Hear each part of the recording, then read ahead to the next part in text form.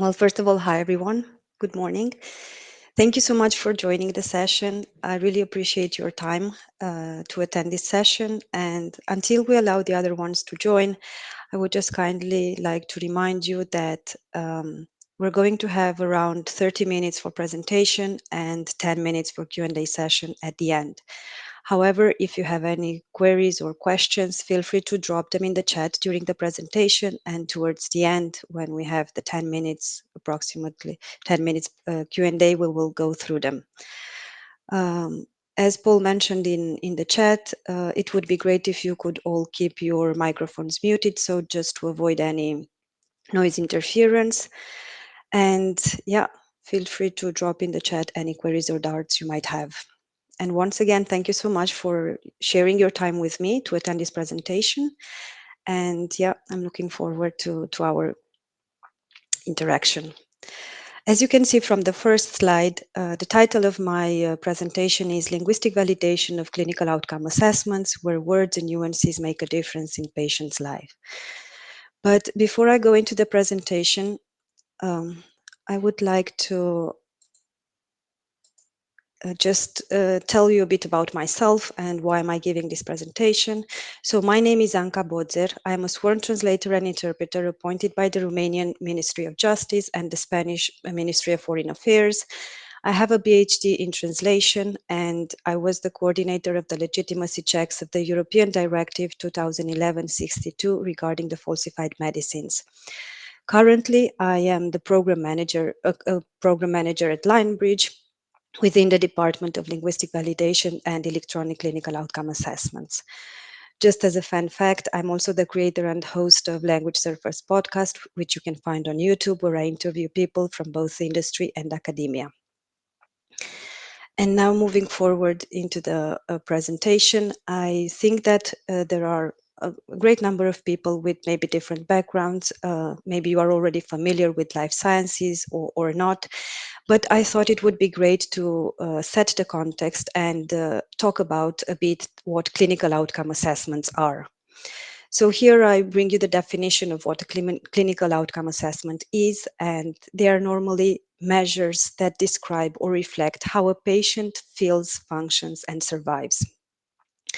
The clinical outcome assessments are normally also known or used based on their abbreviation, COA, and they are a set of questions, normally in the form of questionnaires or gradient scales, that give the patients a voice to talk about their quality of life, their symptoms, and it's an important instrument that allow the patients to share their experiences regarding their perception of the condition or treatment.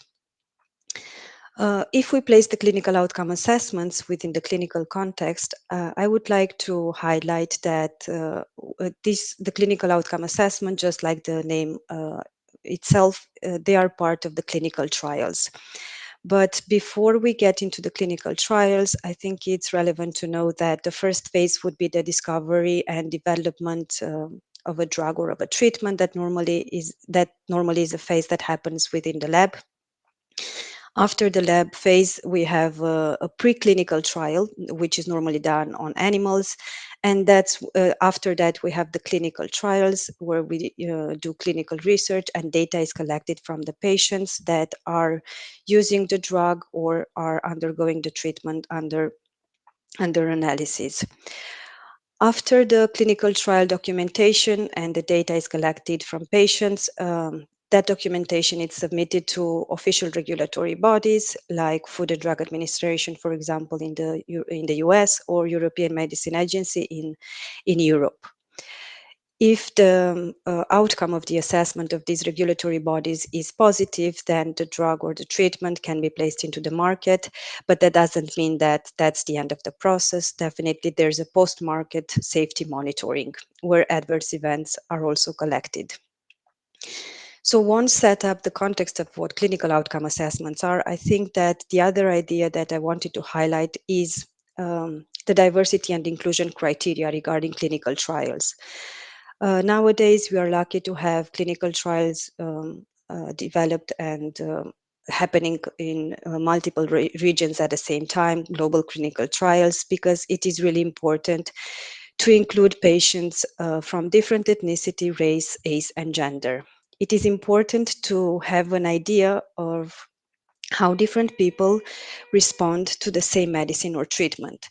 Definitely, it's relevant to understand that maybe an African black male can respond in a different manner to a treatment than a white Australian man, for example. So having this diversity and inclusivity criteria within the clinical trials um, make the data collection a more robust process. And last but not least, it definitely helps to compare data across languages and cultures. I think that after defining the COA, uh, it's very important to know what types of COA do we have. And this is particularly relevant because, as you will see further in the presentation, depending on the type of COA, we will apply different linguistic validation processes. So here I give you the four types of PROA that we have. And as you can see from the four columns, basically what's really important is the rater, the person who rates the clinical outcome assessment. As I mentioned before, COAs are questionnaires or grading scales, right? So in the first column, the blue one, you have the clinician reported outcome where the rater is the clinician. It's an individual who has specific training and determines the rating based on the patient's condition. On the second column, the red one, you have the patient-reported outcome type of COA, where the rater is the patient. It means that the patients act as true experts in their own disease, because only they know how they feel, what are their symptoms, and even unobservable concepts to a clinician, for example, how severe their pain is. The third type of COA would be the observer reported outcome, and the rater is someone different than the patient or the clinician. It can be someone from the family, someone who takes care of a child, for example, or an elderly person, or someone who has mobility issues, or a caregiver. The measurement is done based on the observation reported by this person who takes care of the patient.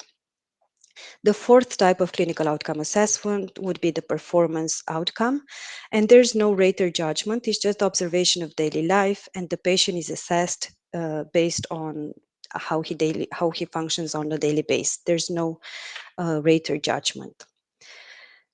Once familiarized with the types of COA, I would like to bring you here an exercise with basically a screenshot of a clinical outcome assessment. And I would like to highlight that most of the clinical outcome assessments are designed in English. So here you have on the left side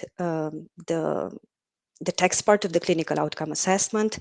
And this is something that I also wanted to highlight, that clinical outcome assessments are not long documents. As I mentioned before, they normally are questionnaires, grading scales, or other type of measuring instruments, but normally they are not long documents. On the left side, as you can see, we have the category queue. This clinical outcome assessment is called the free and queued selective reminding test. So on the left side, we have the category queue here based on different sections. And then on the second column, we have the items. These category cues are then correlated with their corresponding images. And in this particular exercise, I would like to invite you to have a look at the game, which in this case is domino.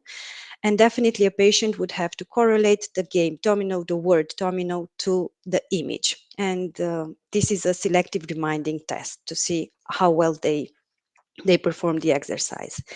Now, considering that this is done in English and for US population, I would just like to invite you to write in the chat, what do you think would be the one of the main challenges you would have to translate this free and cute selective reminding test into any other target language across the globe?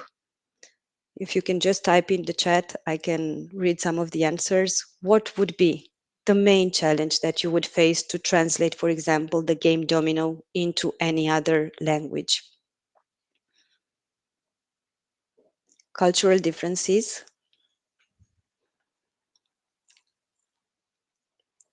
Yeah.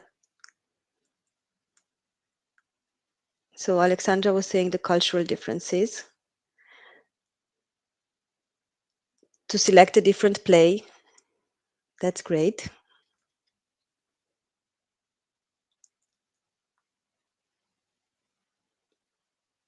cultural differences. So I think we can all identify that the cultural differences is an important aspect in the clinical outcome assessment translation process.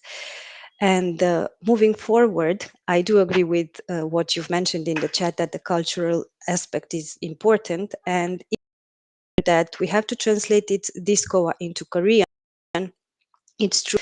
We would have to find an equivalent for the domino game so as that the Korean population can easily understand what the exercise is about so that they can really perform the test. Because domino is a game that is not often played in Korea. And if we even think of elderly population, then definitely they might have real difficulties to perform the test if we give them the domino as a game. But when we talk about cultural differences, this is not just about finding an equivalent of the game, but also the corresponding part, which would be to have the replacement of the image, right? Okay, so I think that um, after covering the cultural aspect and importance that culture plays in the translation of clinical outcome assessment and aligned with the topic of the Translating Europe Forum, I do want to go further and focus on why words matter. And just as I mentioned before, a COA is a measure that describes how a patient feels, functions, and survives. And considering that these are not long documents, I think it's very important that we focus on the words. And here, so that you get a better understanding of what COA really are, I brought you the geriatric depression scale. On the left side, you can see the short form where we have specific instructions. For example, when the patient has to fill out the geriatric depression scale, they have to choose the best answer for how they felt over the past week. On the right side of the same short depression scale, you have the answer in the type of yes or no answering scales, and there's a score that is being applied. There are some instructions on how to apply the scores, but this is just the technical part of COA so that you understand, you have a better understanding of the COA as measuring instruments. However, on the right side, I put a screenshot of the same geriatric depression scale, but with a focus on the words. And here is where I wanted to stop a bit with you so that we can have a look on at the words and why their nuances really matter. So as you can see from the different type of questions available in this particular COA, the geriatric depression scale, we have some questions, and I've highlighted in yellow some of them that really caught my attention.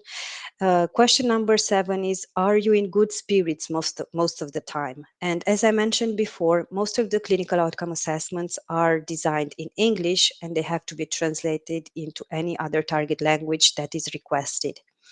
So having a translation of are you in good spirits most of the time can be definitely challenging. Another question could be, do you often get restless or fidgety? Do you think it is wonderful to be alive now? Do you feel downhearted and blue? Do you feel pretty worthless the way you are now?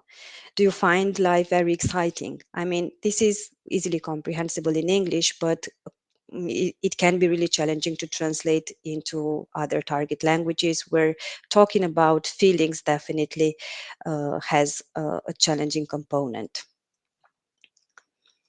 Moving forward, I just wanted to go deeper into or maybe introduce the linguistic validation process and why this is such a specific translation process applied to clinical outcome assessment.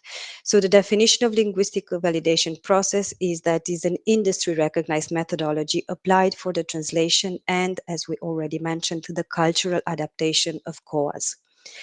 It is a multi-step process designed to ensure that COA translations are accurate and also conceptually equivalent to the original COA instrument. Linguistic validation is a process that really pays attention to linguistic nuances, the cultural sensitivities, in order to preserve the reliability and integrity of the original COA instrument, with the aim to have an easy interpretation and understanding by the target study population that has to read the COA instrument. And definitely it allows for compatibility across languages and cultures. Since this is a multi-step process, definitely there are multiple experts involved in the process. We will see later, we have linguists, reviewers, clinicians, cognitive debriefers, but I think that it's also relevant to highlight that even patients contribute during the linguistic validation process. And considering the fact that there are so many parties involved in the process, definitely it makes it a lengthy and complex process, but it allows us to have the highest quality and most thorough translation of these instruments. Despite the fact there are multiple experts involved in the translation, the thing is that they have to agree which would be the final and best version and the best wording for the translation into the target language that we are required to do the translation. And I think it's very important that you also have an idea of how lengthy and how complex the process is. And that's why I designed here the diagram of the linguistic validation workflow so that you can understand the process and how this reiterative process takes place and where each expert is involved in the process. So as you can see from the beginning, the original instrument, as mentioned before, is normally designed in English, and we have to translate it into any other target language across the globe. And I think that one of the key concepts in the linguistic validation workflow is the concept elaboration. And the concept elaboration is a process where the clear explanations are drafted for the concepts with the intention to have with the intention that the translation will capture the conceptual equivalence of the items present in the COA rather than provide a literal translation. So as we could see before in the geriatric depression scale, we had items regarding the feelings. Do you feel blue, or how do you feel, how the patient feels on a day? So it makes it very difficult to translate, challenging to translate it into a target language, let's say in Marathi, India. So elaborating on the key concepts of the COA is an important step in the process. On the left side, I mentioned there one of the examples. For example, if we take pain and ache, um, these are words that in many languages they do not have one single corresponding word as a translation. And in the concept elaboration step, what is normally done is that there's a descriptive translation. So, for example, for ache, it is mentioned that in this context, it refers to a lingering dull pain in the region of the body where the injection is performed. So that the rest of the linguists and experts working on the linguistic validation of the clinical outcome have a better and a clear understanding of what word ache refers to. And moving forward in the linguistic validation workflow, as you can see in the diagram, there are two forward translations done from the original instrument. And as you can see here, two forward translators are involved, but they work in an independent manner. So they are not into contact with each other. And this is done on purpose to mitigate the risk of misinterpretation of concepts or linguist bias. After those two forward translations are done, they are being reconciled by an expert reviewer, uh, and that's the reconciliation one step. What I wanted to mention also is that during the forward translation step, definitely it requires the use of relevant and appropriate terminology, style, and register. So the reconciliator would receive both forward translations, and that person would have to analyze, assess each one of them, and reconcile them. It means that he or she will have to decide if translation one is better than two, or the other way around, or maybe a mixture of the two translation would be the best version to move forward. So after the reconciliator decides on the best version possible of the translation, we would have the first draft of the reconciled translation. In order to make sure that the that the concepts and the items present in the clinical outcome instruments are perfectly captured and that their conceptual equivalence is correctly transferred, The next step in the process would be to back translate um, the document.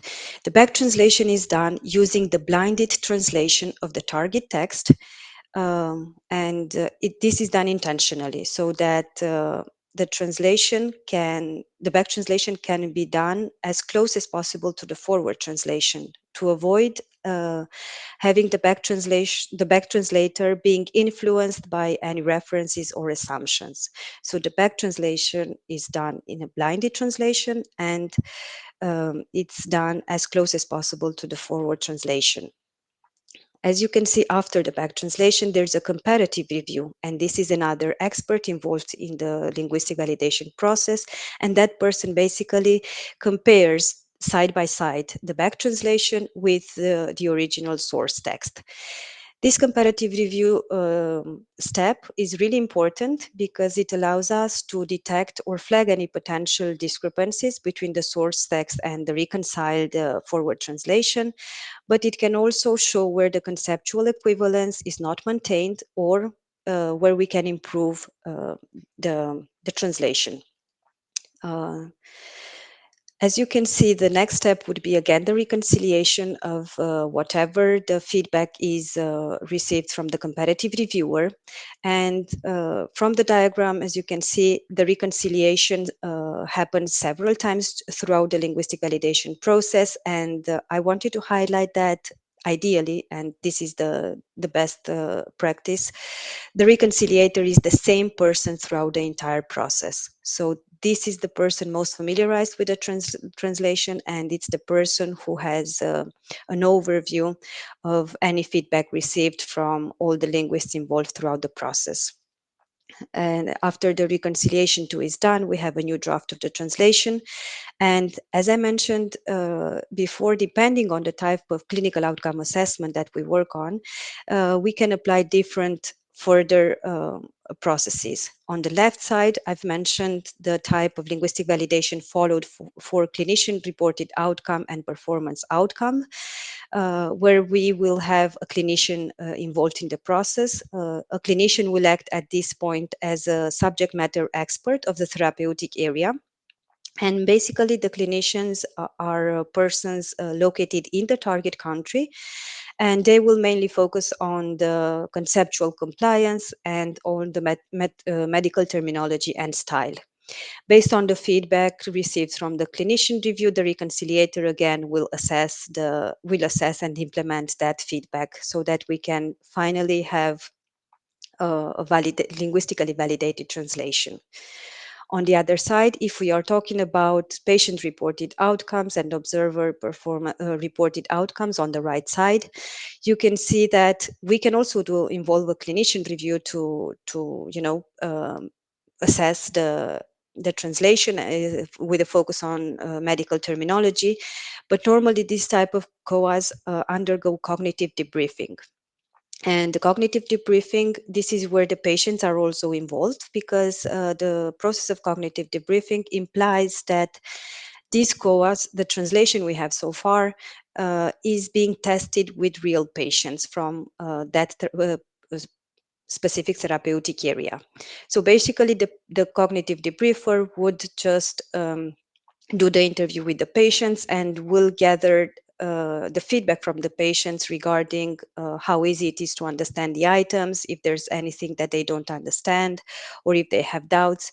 And all that feedback collected from the patients is transferred by the cognitive debriefer to the reconciliator, who for the last time implements and reconciles the feedback, and we finalize the translation so that we get a linguistically validated COA.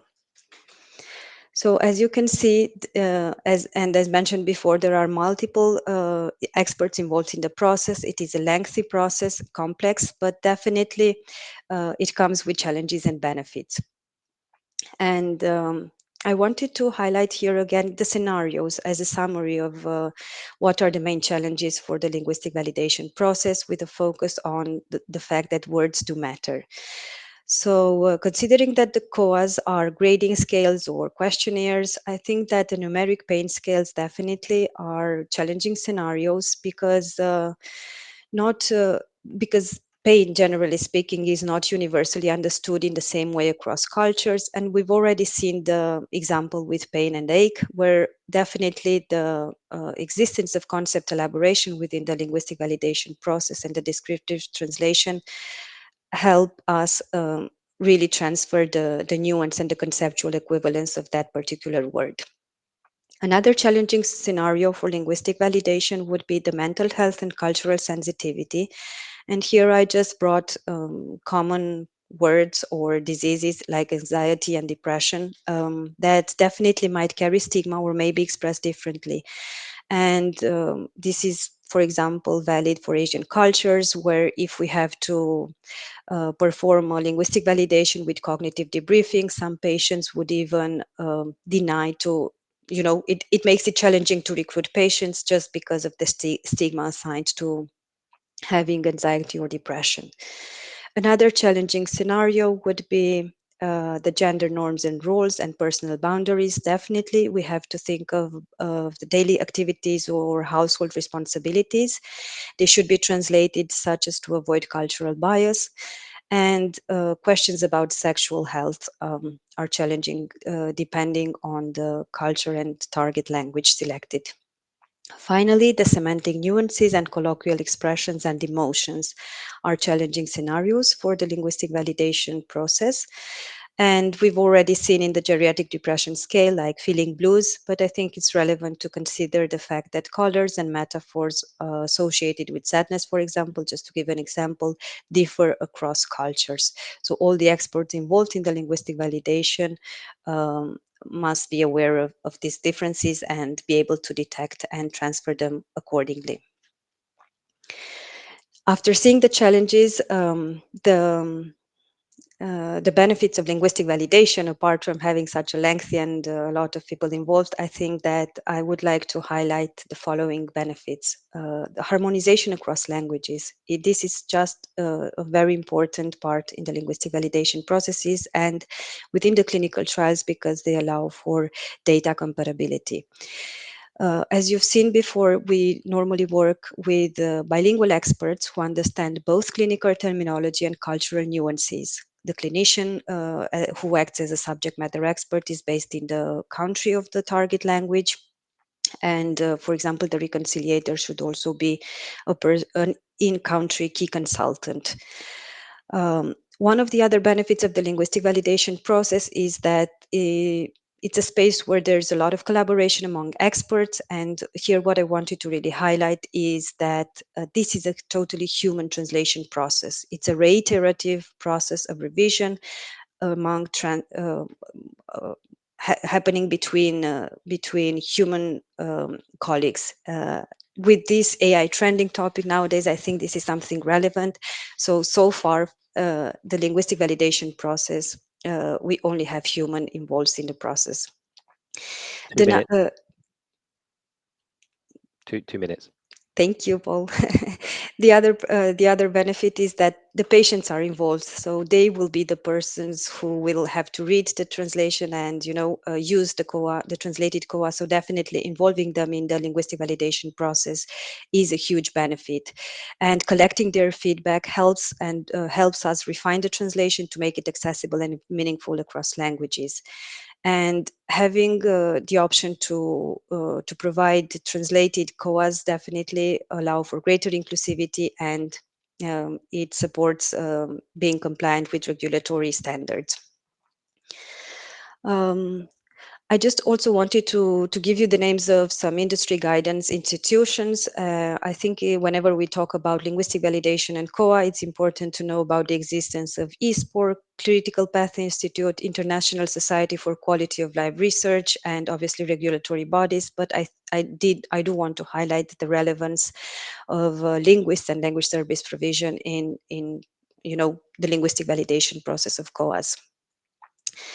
And to finish my presentation, I want to highlight the idea of patient safety and accuracy, because in healthcare, we all know that words directly impact patients' care. And definitely, I wanted to highlight the fact that, as shown in the presentation, the linguistic validation goes beyond translating words, as it also focuses on preserving meaning, cultural context, and intended impact. And just if you allow me, there's one specific quote I really liked, and I think that it represents and concludes my presentation. Translation is not just about words, it is about bridging the gap in understanding, ensuring that every patient can feel heard, valued, and cared for in their own language. In healthcare, translation can mean a difference between confusion and clarity, fear and trust, and ultimately between life and death. So, thank you so much for your time, for listening to me. And now I'm open to hear your queries and to answer your questions if you have any.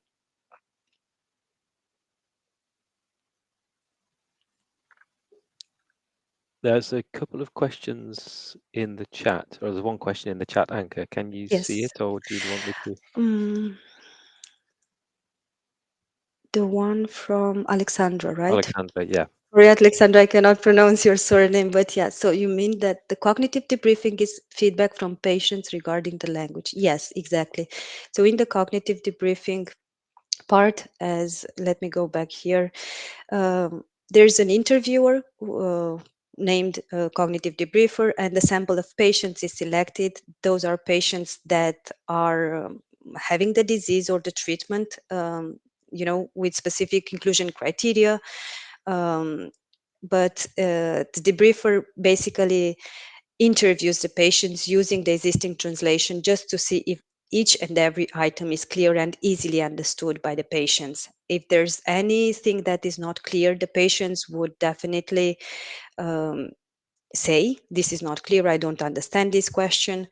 And that feedback would be collected by the debriefer and would be provided back to the reconciliator so that the translation is being should be refined in order to make it easily understandable and accessible to the patients of that particular target language.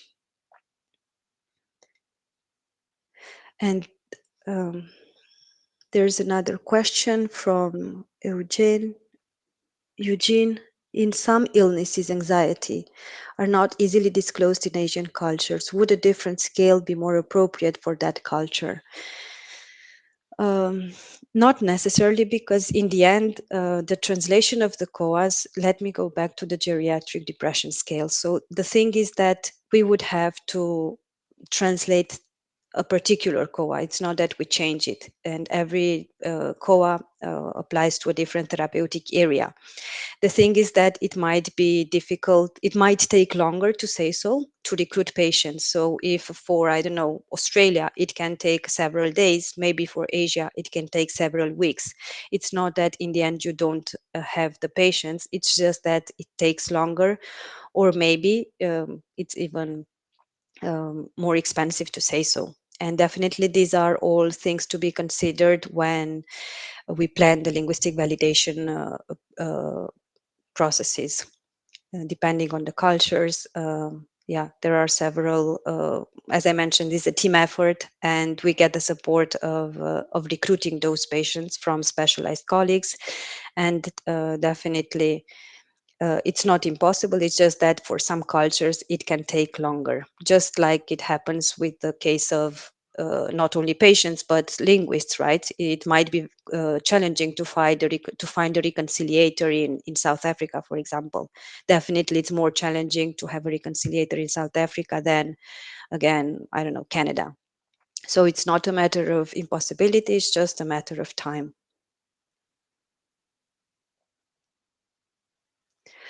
Uh, There was another question, Anka. Yeah, I see questions popping up. So, just for you to know, in case I'm not able to take all the questions, because I know that there's a plenary session, and yeah, it would be great that you can attend that from the beginning. You can also contact me through LinkedIn. I'm quite, you know, um, open to answer queries.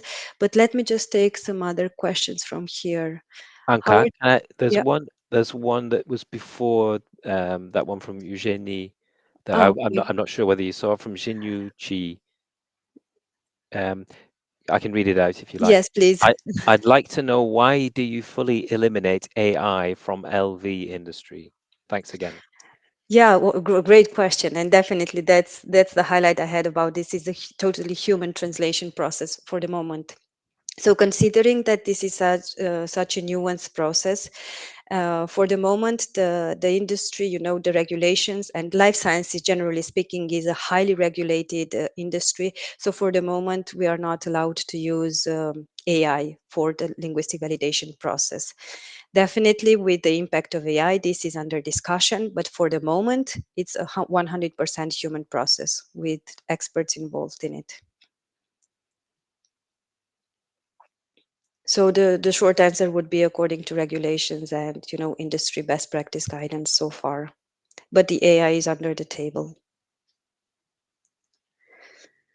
Um, Let me see.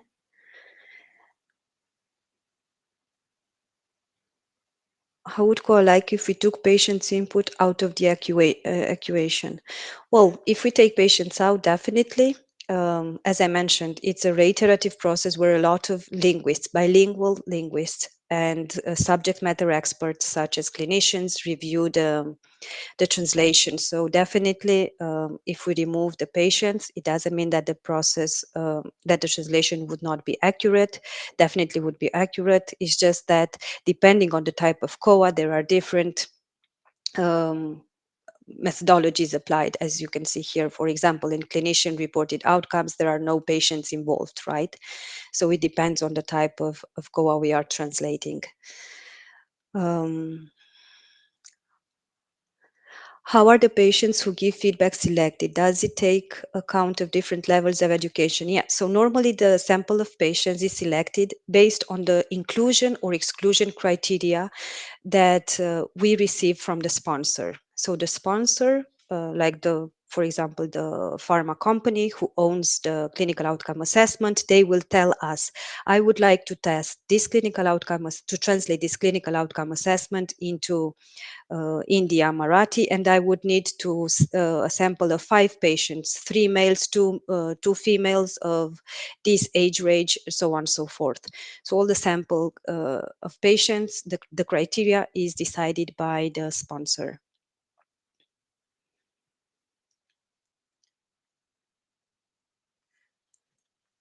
Okay, I think I've answered all the questions in the chat. Let That me know if I I don't missed sure any. there's one from Bruna Paone, with a Bruna. similar approach. Can you see that one? That's the last question in the Mm. chat. I can read it out. Yeah. Yeah. Would a Or similar approach, multi-step, multiple linguist reconciliation, cognitive debriefing, be used in clinical trials translation too? Also, clinical trial translations um, is used. We do use forward translation and back translation, but definitely the linguistic validation is the next step to say that the most specialized translation process for simple clinical trial, if I may use that word. We would only use FTBT, for example, but for COAs, we definitely have to go through the entire LB process, depending on the type of COA we are translating. For labeling, for example, in clinical trials, we do use FTBT, but I think there's only one forward translation, not dual forward translation. This is something also specific to LV. There's a dual forward translation, so two independent linguists perform the forward translation, which is not the case in simple clinical. There's only one forward translation. um, Let me see if there are any other specific questions. Hmm. Anka, there's one question right at the end. You didn't have a go at the surname. I'm going to have a go at it because I'm learning Greek Okay. at the moment. Alexander Derefilipidi, I hope that's okay, is asking whether the PowerPoint presentation will be uploaded somewhere afterwards. From the organizer's side, I can say that we can't make the PowerPoint presentation available on its own, but Anka's presentation will be available. So there'll be a video uh, of this presentation that will be available. Anka, I don't know whether separately you're able to make the PowerPoint available. Yeah, I don't mind. I mean, it was prepared for the Translating Europe forum. I don't mind to share it. If again, you can contact me either on LinkedIn, and if if you need it, I can forward it. Yeah.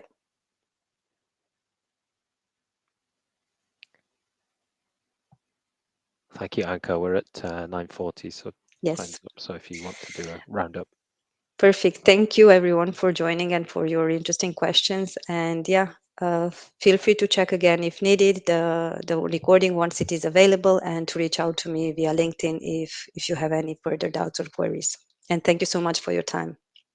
I really appreciate it. Have a nice rest of the day and enjoy the Translating Europe Forum.